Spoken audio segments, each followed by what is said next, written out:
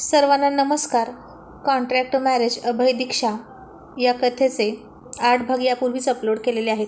कृपया ते सर्व भाग ऐकण्यासाठी आपल्या तुझी माझी जोडी या चॅनलला सबस्क्राईब करा. अभय तोंड फिरवून गॉगल घालतो आणि त्याचे अश्रू लपवतो आणि तिला हात पुढे करून मंगळसूत्र मागतो.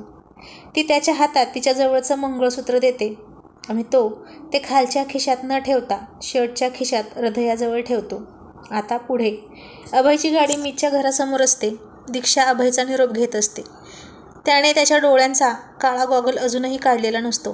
दीक्षाला माहीत असतं की त्याच्या मनात काय चाललं आहे. ती पुन्हा एकदा म्हणते, अभय, लग्न करशील ना नक्की? मला प्रॉमिस कर. कारण अभयला सांभाळणारी, त्याला समजून घेणारी एक चांगली जीवनसाथी मिळावी असे तिला वाटत असतं. तो खूप चांगला मुलगा असतो. एका चांगल्या नवऱ्याचे सगळे गुण असतात त्याच्यामध्ये. आणि अभय मनात म्हणतो, दुसरी दीक्षा भेटली, तुझ्यासारखी मुलगी भेटली तर नक्की करेन. आणि ती जणू काही त्याच्या मनातलं ऐकल्यासारखं चमकून त्याच्याकडे बघून त्याला म्हणते, अभय, काही म्हणालास का रे? आणि तो नेहमीप्रमाणे कसनूसा हसून म्हणतो, नाही, काहीच नाही, तुझा मी तुझी वाट बघतोय. पण दीक्षा, एक गोष्ट लक्षात ठेव, I am always with you. स्वतःला एकटी समजू नकोस.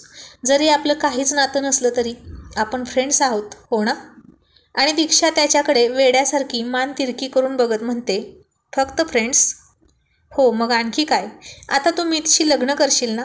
आणि मी आपल्या घटस्फोटाचे पेपर कोर्टात सबमिट करतो. मग आपला डिवोर्स झाला असं समजायचं.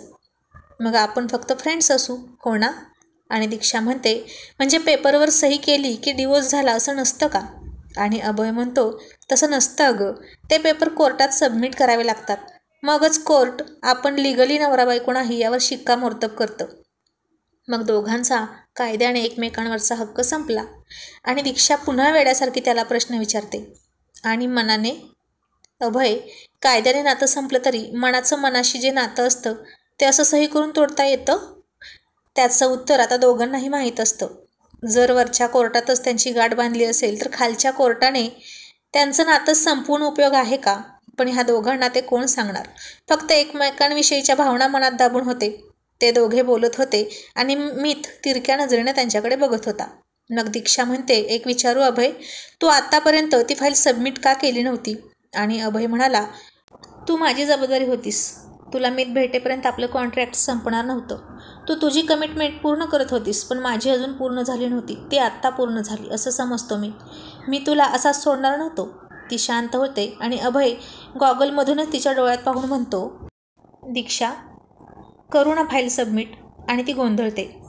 अभय ती मीतच्या घरात पाऊल ठेवेपर्यंत अगदी शेवटच्या क्षणापर्यंत तिचा अंदाज घेत असतो. तिच्या मनात काय आहे हे जाणून घेण्याचा प्रयत्न करत असतो. पण तो तिला एका शब्दानेही असं म्हणणार नसतो की परत चल. कारण त्याच्या कॉन्ट्रॅक्ट मॅरेजचा बेस होता मीत. आणि एक वेळ दीक्षाला वाटतं की म्हणावं, अभय, नको करू फाईल सबमिट. पण मीतचं काय? त्याच्यावर मी प्रेम केलं आहे. त्यानेही माझ्यावर प्रेम केलं आहे. त्याला फसवल्यासारखं होत नाही का? नाही, मी मीतची फसवणूक करणार नाही. आणि ती म्हणते, अभय, तू कोर्टात फाईल सबमिट कर. आणि अभय मनातून दुःखी होतो. पण पुन्हा मनात म्हणतो, तुझ्यासारखी एकनिष्ठ प्रेम करणारी मुलगी या जन्मात माझ्या नशिबात नाही. दीक्षा, फक्त आणि फक्त या जन्मी मी तुला सोडतोय. पण पुढच्या जन्मी तू माझी असशील, फक्त माझी. कारण या जन्मी तुझ्या आयुष्यात यायला मला वेळ लागला आणि हीच माझी सगळ्यात मोठी चूक झाली. आणि त्या मीतचा नंबर लागला. पण पुढच्या जन्मीसाठी मी आत्तापासूनच देवाकडे तुला मागणार आहे, माझी बायको म्हणून. मग तो तिला म्हणाला, जाऊ? अभय, येतो म्हणावं रे, ती म्हणाली, आणि सावकाश जा. आणि तो तिला बाय म्हणून हसून येतो म्हणाला आणि गाडी सुरू केली. थोडा पुढे जाऊन गाडी थांबवतो, गॉगल काढतो, तर डोळे पाण्याने काठोकाठ भरलेले. फार मुश्किलीनं त्याने ते अडवून धरले होते. त्यानं त्याच्या आसवांनासुद्धा परवानगी दिली नव्हती बाहेर येण्याची. त्यानं तिच्याविषयीचं प्रेम ओठांच्या आड आणि तिच्याविषयीच्या भावना पापणींच्या आड लपवल्या होत्या. मग तो खिशातून रुमाल काढतो आणि डोळ्यांना लावून तिथे स्टेअरिंगवर डोकं ठेवून ढसाढसा रडला. मग पुन्हा गाडी स्टार्ट करतो. रस्ता कधी कसा संपला हेही कळत नव्हतं. आणि त्याची गाडी एका बारसमोर उभी राहते. तिथे जाऊन तो खूप दारू पितो, इतकी की ती त्याच्या डोक्यातून निघून जावी कायमची. पण असं कधीच होणार नव्हतं. उलट ती त्याला जास्तच छळत होती त्याच्यासमोर दिसून. मग रात्र झालेली असते. तो दारूची बॉटल हातात घेऊन रस्त्याने चालतच निघालेला असतो. त्याला तिचे शब्द आठवतात, अभय, लवकर घरी जा. पण आता लवकर घरी का जाऊ? कुणासाठी जाऊ? कोण घरी वाट बघतंय म्हणून जाऊ? आता त्याला कोणीतरी घरी वाट बघण्याची सवय झाली होती, कोणीतरी हसून दार उघडण्याची सवय झाली होती आणि कोणाच्या तरी ओढीने घरी जाण्याची सवय झाली होती. आणि त्यातच तो खूप जास्त दारू पिला आहे हे बघून 4 भुरटे चोर त्याच्याजवळ येतात आणि त्याच्या खिशातून सामान काढू लागतात. अभय खूप पिलेला असतो, त्याला त्यांचा प्रतिकार करता येत नाही. पण ते चोर त्याच्या वरच्या खिशात हात घालतात आणि त्यानं मंगळसूत्र भेटतं. चोर ते मंगळसूत्र घेतो आणि गोल्ड आहे, भरपूर पैसे मिळतील असं म्हणून खुश होऊन निघायला लागतो. इतक्यात अभय त्याच्या कॉलरला पकडतो आणि एक बुक्की त्याच्या नाकावर ठेवून देतो. तसं बाकीचे चोर घाबरतात आणि अभय तशाही अवस्थेत त्याच्यावर डोळे रोखून म्हणतो, सगळं घेऊन जा, पण याला हात लावायचा नाही.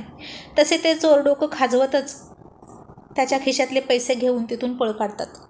आता अभय घरी कसाबसा येतो. नोकर दार उघडतो आणि तिथेच अभय कोसळतो. नोकर त्याला बेडरूममध्ये नेऊन झोपवतो.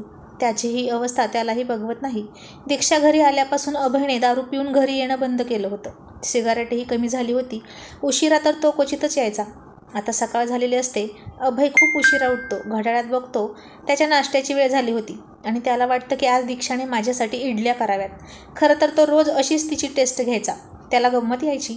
रोज नाईटला झोपताना तो सकाळी उठून एक मेनू पकडायचा मनात आणि 90% तरी तो मेनू त्याच्या आवडीचा असायचा.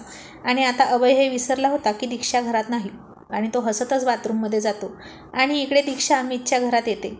ती स्वतःभोवती गोल गोल फिरत अख्खं घर बघत असते. इथे हात लाव, तिथे हात लाव असं करून सगळ्यात अगोदर ती किचन बघून घेते, गॅलरी बघते. मीत मात्र हे काय संकट आहे असं म्हणून एक हात कपाळावर आणि एक हात कमरेवर ठेवून उभा असतो. मॅड गर्ल, माझं घर असं बघते जसं काही हिला मी आयुष्यभर इथेच ठेवणार आहे. मूर्ख कुठली. तिने फोन केला म्हणून मी फोन बंद करून ठेवला. मला वाटलं ती भारतात गेली असेल परत, किंवा इथेच कुणाची तरी शिकार झाली असेल. पण नाही, ही तर त्या अभयच्या घरी 3 महिने राहिली आणि शेवटी मला पकडलंच. पण असू दे, यातही माझा फायदा आहे. ही तर माझी सोन्याचं अंड देणारी कोंबडी आहे. मीतचं घर आलिशान असतं. खूपच महागड्या वस्तू त्याच्यात असतात. अभयच्या घरात सुद्धा इतक्या महागड्या वस्तू नव्हत्या. पण असं वाटत होतं की त्यानं त्या सगळ्याच वस्तू प्रामाणिकपणे काम करून घेतल्या नाहीत. पण दीक्षाला तर वाटत होतं तिचा मीत खूप प्रामाणिक, मेहनती, हुशार आहे. मग ती त्याला म्हणते, मीत मी कुठं थांबू, माझं साहित्य कुठं ठेवू. मग तो तिला एक रूम दाखवतो आणि म्हणतो, तू बस, मी आलोच. तो जायला निघतो तसं दीक्षा त्याचा हात पकडते आणि त्याला एका बाजूने मिठी मारते. समोरून मिठी नाही मारत ती त्याला. मग ती म्हणते, मीत आपण लग्न कधी करायचं. आणि मीत म्हणतो, लवकरच, तू आराम कर. असं म्हणून तो कोणाला तरी फोन करतो आणि परवाची डेट फिक्स करतो. आणि सकाळ होते. इकडे अभय दीक्षा करत खाली येतो. आज नाश्त्यात काय आहे ग, सांग ना. इतक्यात नोकर बाहेर येतो आणि म्हणतो, सर आज इडली केली आहे नाश्त्यात. आणि दीक्षा मॅडम नाहीत घरात, त्या तर कालच गेल्या ना. आणि अभय ते आठवून नाराज होतो. आज 3-3.5 महिन्यानंतर तिचा चेहरा न बघता सकाळ झाली होती. आणि तो त्याला विचारतो, तुला कसं कळलं मला इडली खायची आहे. नोकर तो पप्प करू लागतो आणि अभय म्हणतो, नक्कीच याला दीक्षानं सांगितलं असणार. आणि खरंच दीक्षाने नोकराला सांगितलेलं असतं की अभय सरांना इडल्या खूप आवडतात, दर 4 दिवसांनी बनवत जा. पण त्या इडल्या आणि चटणीला दीक्षाच्या हातची चव नव्हती. मग अभय उदास होऊन ऑफिसला जातो. इकडे दीक्षासुद्धा इडली आणि चटणी बनवते, पण मीतसाठी. पण तो म्हणाला, असलं कोण खातं, इथे तर टोस्ट, सँडविच असंच खातो मी. तरीही ती त्याला आग्रहाने, हक्काने म्हणते, मीत अरे सारखे सारखे टोस्ट खाणं आरोग्याला चांगलं नसतं. Oh really? आता तू मला शहाणपणा शिकवणार का? काय माहीत आहे ग तुला, असा तो फार तुसडेपणाने म्हणतो. आणि तो तिची इडलीची प्लेट बाजूला सारतो. तो तिचा नाश्ता खात नाही आणि ती नाराज होते. तिचा अपमान होतो. मीत तू खूप बदलला आहे असं ती मनात म्हणते. आणि तिला किचनमध्ये वावरताना पाहून त्याला तिचा राग येतो. फक्त 2 दिवस हिला सहन करायचं आहे असं मनात म्हणत निघून जातो. मग संध्याकाळी अभय लवकर घरी येतो आणि पुन्हा दारू पीत बसतो. एका हातात मंगळसूत्र आणि दुसऱ्या हातात दारूचा ग्लास. आणि इतक्यात त्याच्या रूममध्ये जेसी येते आणि ती अभयच्या गळ्यात पडते. Baby, I miss you a lot. मी खूप मिस केलं तुला. तू पण मिस केलं ना मला, असं लाडात म्हणाली. जेसीला समजलं असतं की दीक्षा त्याच्या घरातून गेलेली आहे कायमची, म्हणून ती परत आली होती. आता अभयवर तिचं खरंच प्रेम होतं म्हणून, की अभयसारखा मुलगा तिला अजून भेटलेला नसतो म्हणून, कुणाच ठाऊक. आणि मग तीही त्याच्यासोबत ड्रिंक करते नेहमीप्रमाणे. ते दोघे असे ड्रिंक करायचे आणि बेभान होऊन, मदहोश होऊन बेडवर रोमांस करायचे. अभयला आता दारू चढलेली असते आणि जेसी त्याच्या मांडीवर येऊन बसते. अभय तिला मदहोश डोळ्यांनी पाहतो. खूप खुश होऊन म्हणतो, तू परत आलीस, तू माझ्याकडे परत आलीस, तू रागावली नाहीस ना माझ्यावर? असं म्हणून तिला मिठी मारत असतो, तिचा किस घेत असतो. तू नाही ना सोडून जाणार मला परत? तू मला प्रॉमिस कर, मी तुला खूप मिस केलं. आता मी तुला कुठेच जाऊ देणार नाही. तू फक्त माझी आहेस, फक्त माझी. I love you so much, I love you Diksha. असं शेवटचं वाक्य म्हणतो आणि जेसीला धक्का बसतो. अभय आता नशेमध्ये दीक्षावरचं प्रेम कबूल करून बसतो, जे तो शुद्धीत असताना बोलत नव्हता. ते त्याने आता नशेत कबूल केलं. जे त्याच्या मनात होतं ते त्याच्या ओठावर आलं. शुद्धीत असताना त्याला संकोच वाटायचा, पण जेसीला काहीच फरक पडत नव्हता. ती अभयच्या हातातून मंगळसूत्र घेते आणि टेबलवर फेकते. अभय तिच्याकडे फार मादक डोळ्यांनी पाहत असतो आणि ती तो स्वतःचे कपडे काढून इकडे तिकडे फेकते आणि बेडवर चढते.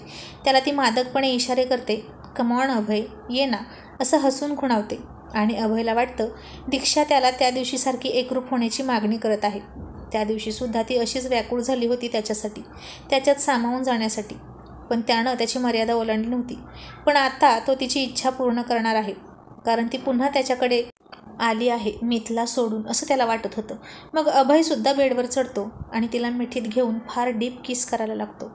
जेसीसुद्धा खूप व्याकुळ झाली होती. बहुतेक तिला कोणी बॉयफ्रेंड भेटलाच नव्हता इतक्या दिवसात. अभयसारखा हँडसम मुलगा तिला सोडू वाटेल का? आणि अभयसुद्धा तेव्हापासून कोराच होता. मग विरह खूप झाला होता. जेसी त्याला जागोजागी किस करत होती. अभय मात्र दीक्षा, आय लव्ह यू दीक्षा, असं म्हणतच तिच्यावर प्रेमाचा वर्षाव करू लागला. त्याला तर त्या रात्री तिला थंडी वाजली होती तेव्हाची मिलनाची उत्कटता, उतावीळ झालेली, त्याला प्रणयाच्या परमोच्च सुखाची मागणी करणारी दीक्षा दिसत होती. आणि जणू काही तो दीक्षाला तृप्त करत आहे असं समजून तो जेसीला तृप्त करत होता. आणि शेवटी तो तिच्या कुशीत दीक्षा समजून झोपला. पण जेसीनं मात्र काम झालं की त्याला दूर ढकलला. जवळ घेऊन कुरवाळत बसायला, मी काही तुझी बायको नाही, असं ती त्याला म्हणाली. पण अभयला काहीच कळत नव्हतं. आणि आधी जेव्हा ते एकरूप व्हायचे तेव्हा तो कधीच तिच्या कुशीत शिरत नव्हता. कारण रिलेशनशिपच्या नात्यात कुठलं आलंय प्रेम, माया, जिव्हाळा आणि आपुलकी?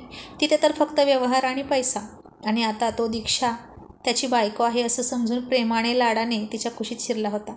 आणि जेसी मनात म्हणत होती, तू मला त्या दीक्षासाठी कानाखाली देऊन घरातून हाकलून दिलं ना, आता बघच अभय मी काय करते ते. आणि इकडे रात्र होते. दीक्षा मीतची वाट बघत असते, जशी अभयची वाट बघायची तशीच. पण मीत आलेला नसतो.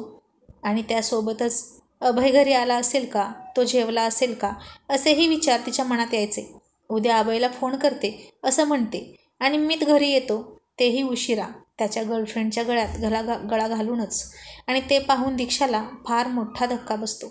आता जेसीच्या मनात नक्की काय चालू आहे आणि मीतला त्या अवस्थेत बघून दीक्षाची रिॲक्शन काय असेल हे पाहणं खूपच रंजक ठरणार आहे. त्यासाठी आपल्या चॅनलला सबस्क्राईब करा आणि कनेक्टेड राहा. आणि आपल्या मराठी चातुर्य कथा या चॅनललासुद्धा सबस्क्राईब करा आणि त्याही गोष्टींचा आनंद घ्या. लिंक डिस्क्रिप्शन बॉक्समध्ये दिली आहे. थँक्यू.